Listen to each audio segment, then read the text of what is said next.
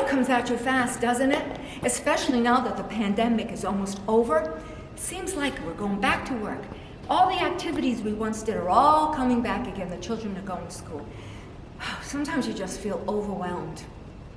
And you know, the Bible tells us, Paul describes how sometimes this can be a spiritual battle. We have a spiritual enemy that prowls around, and the devil can shoot these flaming arrows at you. And it was a Roman device that was very effective in combat. They would take a flammable substance, material, wrap it around their arrows, dip it in pitch, and shoot it flaming. So whatever it touched, it burned. And if it happened to hit your skin, it burned your skin too. How do you come across this? We're still on the subject of like God's armor, and we know we have the helmet of salvation, the breastplate of righteousness, but the only thing that is an offensive is the sword, which is the word of God. That's what God tells us. This is your arsenal, and in here are many, many swords, loaded with swords that you can defend yourself against the wiles of Satan. Okay? So let's take a look, shall we? Do you really think that God has a big place for you up in heaven and that he's going to reward you?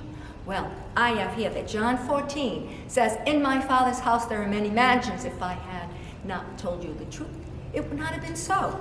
So, there you go. All right, that's one sword. Look, your friends all left you behind. Nobody's here for you. There you are, all by yourself. Yeah? Romans 8:31. If God is for us, who can be against us? Take that.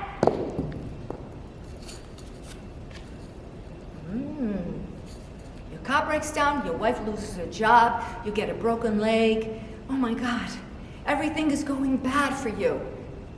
What do you say?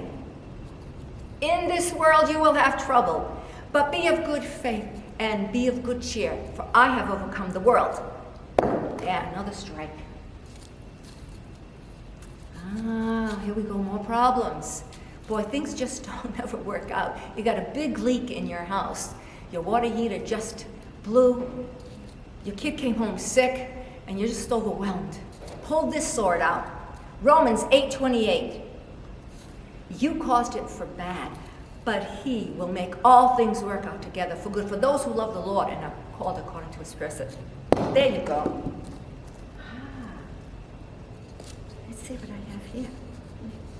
Hang on. Aha! So, he says, do you really think that God would send his son for you? His only son? Would you do it for him? Pull this one out. John 3:16. For God so loved the world that he gave his only begotten son, that whosoever believeth in him will not perish, but have everlasting life.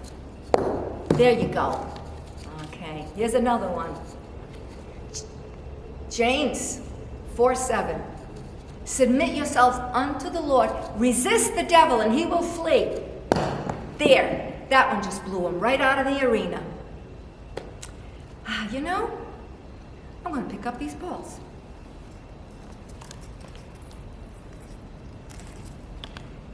How did Jesus deal with the devil?